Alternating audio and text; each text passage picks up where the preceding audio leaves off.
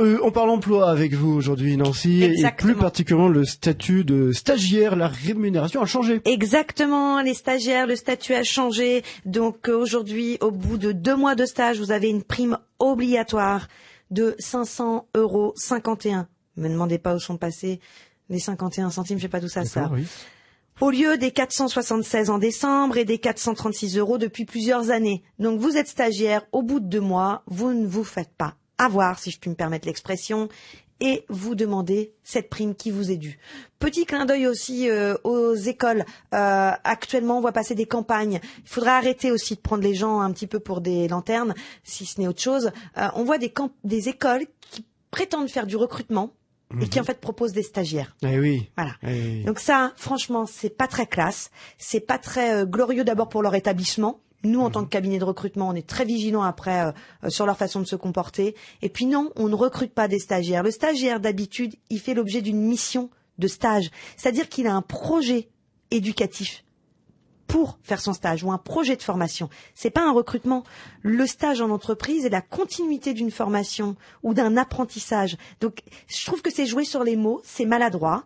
Et puis, c'est aussi mettre tout le monde au même plan. Et donc, ça contribue à noircir le tableau de l'emploi en France, à décourager les gens qui cherchent de l'emploi, parce que effectivement, on ne recrute pas un stagiaire.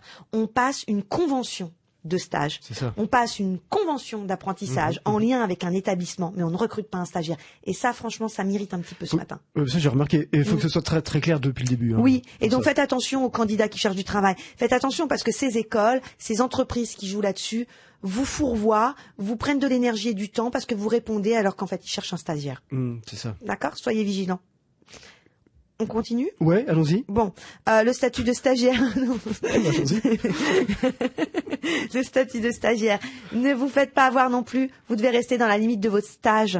Donc, qu'on vous fasse faire des photocopies, c'est normal. Il peut y avoir une période de flottement au début où on ne sait pas trop quoi faire avec le stagiaire. Parce que les établissements scolaires sont pas très rigoureux non plus dans l'envoi des documents, dans la clarté de ce qu'ils attendent de l'entreprise par rapport aux stagiaires. Il faut pas toujours taper sur l'entreprise. Il y a parfois, franchement, des responsables de stagiaires qui sont pas sérieux, des établissements scolaires qui sont un peu touristes dans la transmission des données, et celui qui hérite du stagiaire, il sait pas trop quoi en faire au début.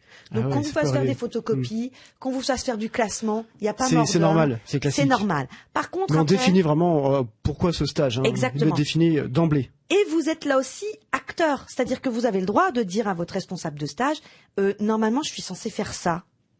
Normalement, mon mémoire de stage, il doit porter sur ça. Donc vous aussi, vous devez vous imposer dans votre stage gentiment, poliment, mais redresser la barre. Et on le dit dès le début. Dès le début. Parfait, à demain, Nancy. Merci à